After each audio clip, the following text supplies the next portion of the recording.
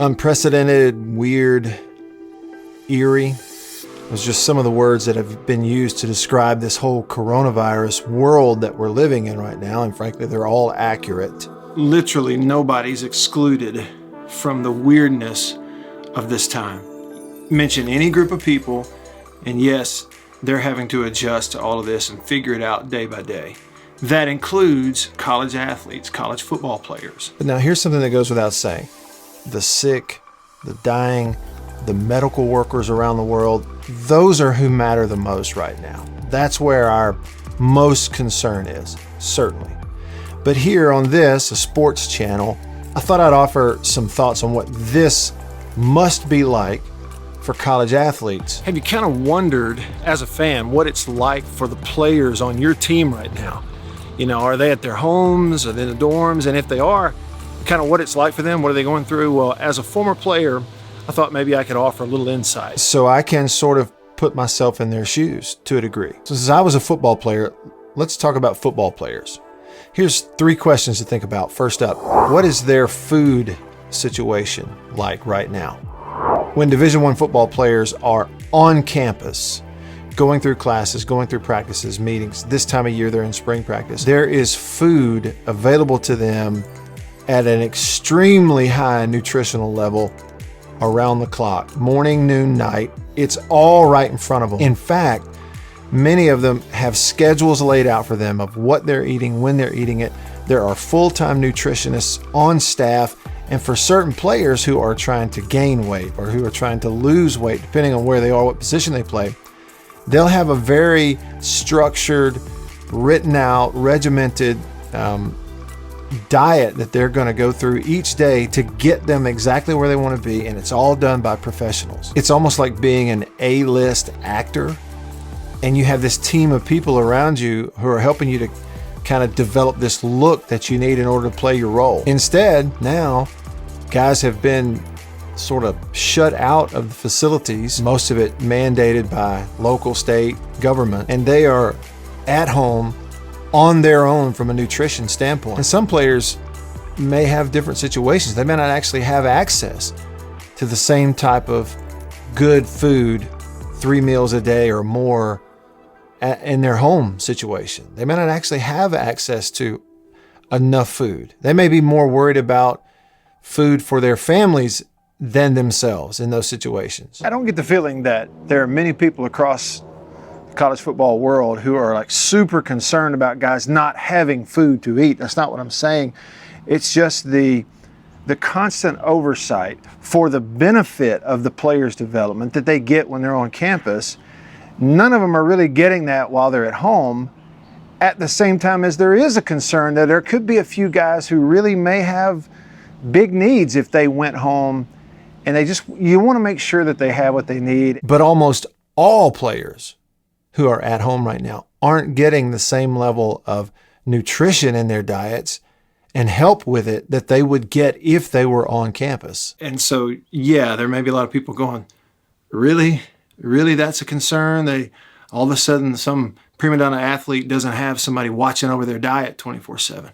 Yeah, but the point is, it's very different for them, especially their highly trained athletes, that they get this around the clock and they have for 2, 3, 4 years. And now it's, hey, for the next few months, figure it out on your own. And so that means some guys will take it seriously and really stay on it, and other guys won't.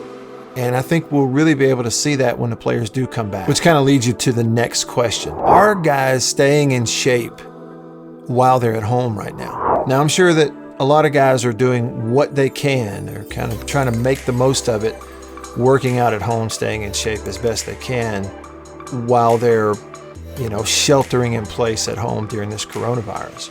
But there is no question about this. Anybody in big time sports would tell you there is no doubt about this. The players are not going through the same type of strength and conditioning training at home as they would if they were on campus with their strength and conditioning coaches and around their teammates. There's just only so much a person can do and frankly will do pushing themselves at home versus a staff directing those workouts. In an interview I recently did with Mike Leach on my radio show, he basically came right out and confirmed that. And by the team. So for you as a head coach, is there a worry that kind of goes down the drain? We're definitely going to lose some of what we gained in the weight room and run, because doing it on your own is entirely different than doing it with the group. And the notion that out of 120 guys or so, everybody's out there tearing it up, working out, or even able to, I mean, it's ridiculous. In another interview on the radio show with Jay Perry, he is the Director of Player Development for Mississippi State, I asked him if they have run into a situation yet where a player has said, hey, I don't have anywhere to work out at home. Have you run into that? No. Okay. You know, we really haven't. And obviously Tyson Brown, our head strength and conditioning coach for football, has done a phenomenal job. You know, we're not able to. One of the things you cannot do in this 4 hours, for example, is, we can't direct them, if you will, in a workout. Now, we can provide a workout. We can provide drills for them to do voluntarily, but we cannot sit there and remotely watch them in physical athletic activity, workouts, or skill instruction type things. So that gives you a glimpse into the mind of coaches, players, experts who have been a little iffy about the return of college football, certainly the return of college football on time. They need the better part of 2 months. I know some people may disagree or roll their eyes, but if you go 8 weeks, that's 2 full months where you can go a full 4 weeks of strength and conditioning designed to get them ready for practice, and then a full month of practice to get them ready for the first game. Now that's optimal. So if not 8 weeks, what about 6 weeks? Okay, so 3 weeks of you start heavy, you dial it back to make sure they're ready to go for the start of practice, and then 3 weeks of practicing, hitting, tackling some to get them ready for the start of the season. I just think that's what they need if they're really going to be ready to play a football season. In, say, the fall and September. Many coaches believe we're a long ways off. Well, and you go, well, why? How much time do they need practice to get ready to go play a game? A lot of it is not necessarily about the mental part. That's a big part of it. How quickly can they learn what to do when they run plays and that kind of thing. But a lot of it is the physical. The months of nutrition training, strength and conditioning training, flexibility, stamina, all those things that lead up to the start of the football season. Because if you play a 4-quarter game in the heat of the year and you are slightly overweight, you're not as flexible as you should be, your stamina isn't quite there, you're going to wear out quicker, you're going to get tired quicker, your joints are going to have more issues, you're going to have more pulled muscles, you're going to have more torn up knees, and that's just a fact of the matter if you bring it all back too quick. Football is different than the other sports. It's just different than basketball. It's different than baseball. The readiness level that your body physically has to be at is on a different level in football than in other sports, which kind of then leads you to the third question. What are college football players going through mentally, emotionally during this pandemic? Now, again, frankly, to restate, the concern, the number one concern for college football players, just like anybody else during this time, is number one, are they healthy?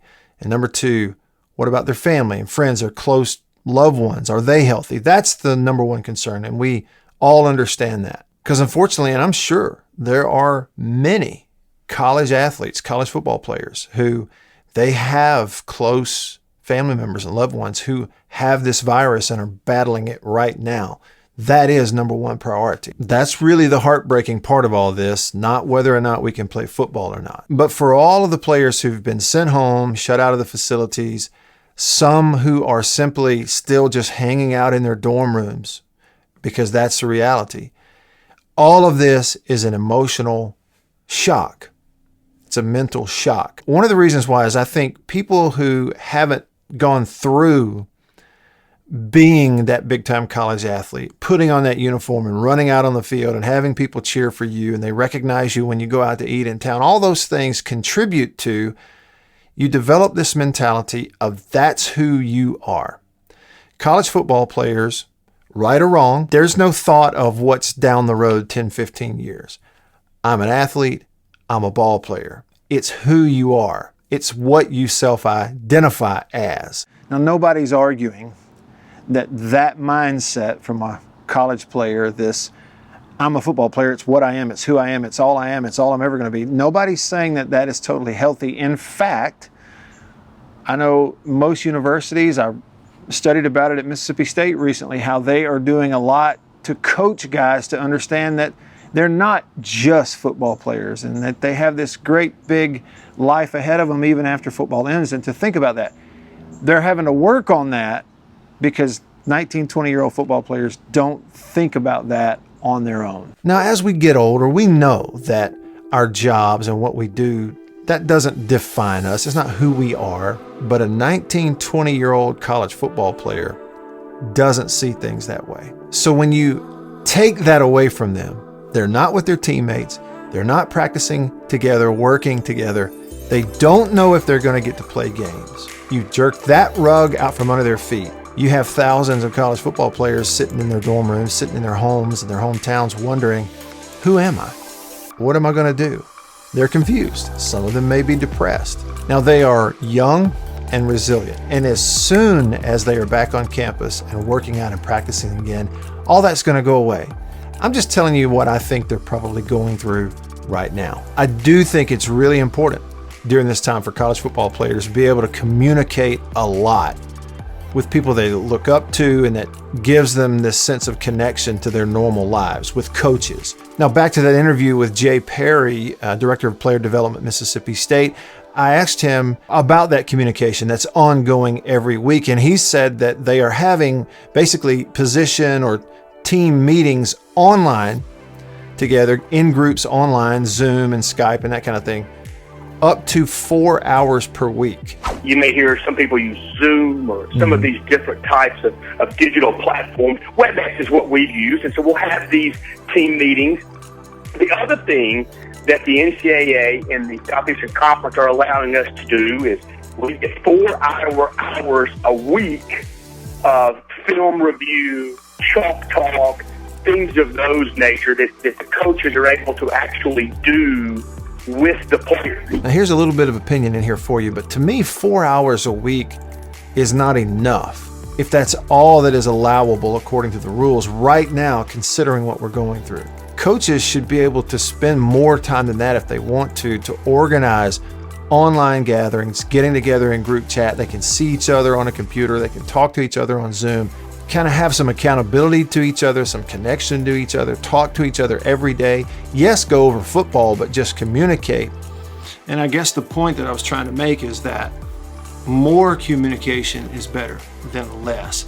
And this is a time where obviously everybody, we ought to go overboard a little bit in allowing some things in terms of extra communication than normal. Okay, so there you go. Hope you enjoyed that video. That's my thoughts on trying to put myself in the shoes of a current college football player, since I was one many, many years ago, of what they're kind of feeling and going through right now as compared to what is certainly normal for them this time of year on campus. If you like this, if you have questions or comments, I always enjoy hearing from you.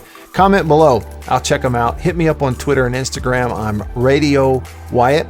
And then over on the Facebook page, which is facebook.com/Radio Wyatt. I'll see you there, and I'll see you on the next video. Thanks.